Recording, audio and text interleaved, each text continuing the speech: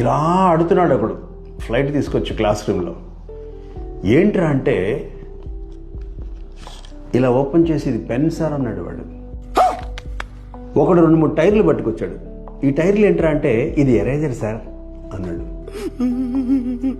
ఒకటి దగ్గర ఏకంగా డబుల్ డెక్కర్ బస్సు లాంటిది ఉంది. ఈ బస్సు ఏంట్రా అన్నాను. ఇదొక పెన్సిల్ బాక్స్ సార్ అన్నాడు.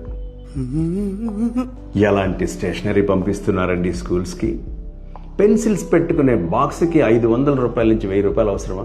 ఒక పెన్సిల్, మెకానికల్ పెన్సిల్, అందుట్లో 200-300 రూపాయలు అవసరమా?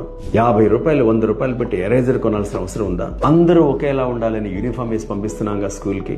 సరే, తరతమ భేదాలు, పేద బీద ఇలాంటివి నేను మాట్లాడను కానీ ఇలాంటి వస్తువులు వాడినందువల్ల వీళ్ల వల్ల ఇంకొకళ్ళ వల్ల వీళ్ళకి ఎంత డిస్టర్బెన్స్ క్లాస్లో.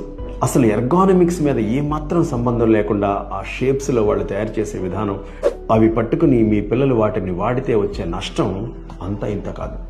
షార్ప్నర్ మామూలుగా ఉంటే సరిపోతుంది. ఒక జనరల్ రెగ్యులర్ ఎరేజర్ సూపర్బ్.